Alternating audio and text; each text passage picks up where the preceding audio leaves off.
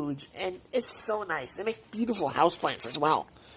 The only problem is they don't generally adapt well, so if you bring them directly inside, like I do because I live in Michigan, so I keep them outside for as long as I can, and then I have to move them inside. And there lies the problem, because they kind of get shocked, and then they just lose all their leaves.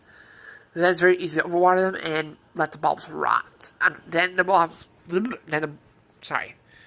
the bulbs of the elephant ears will all rot. And then if a bulb happens, then you unfortunately are going to lose the bulb. Had that happen with me a lot of times with paperweights too, because yeah, bulbs are just very hard to keep in pots, because if you water them even slightly towards the end of their life, when you start down it, they will rot, and then it's sad, because then they just turn to mush, and you lose the bulb and lose the flower forever.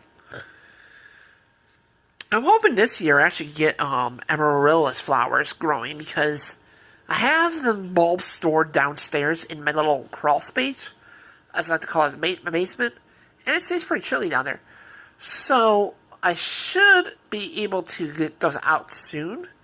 I probably pull them out towards the end of summer, like fall time, because I want them to bloom right around Christmas.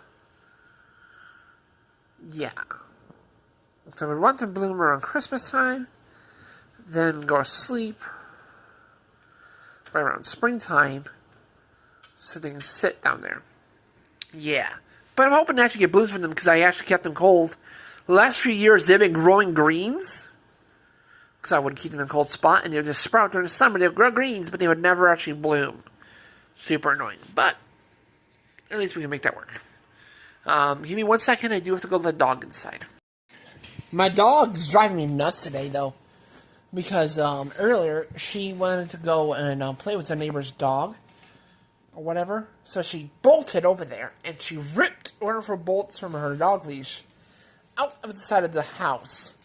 And then she also broke her leash, and the dogs next door aren't very nice. They're very mean and like to beat her up. I don't know why, but she likes to go over there and fight with them, and it's like, yeah, so I had to sit there. I tried to get the other dogs off of her, and then I had to try to pull her back to my yard.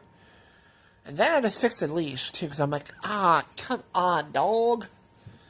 And I couldn't really tie it. I ended up having to use rope to tie it together, because I can't tie the actual leash itself together. Because I would tie it, and then it would just untie itself. And it poked me a few times, too.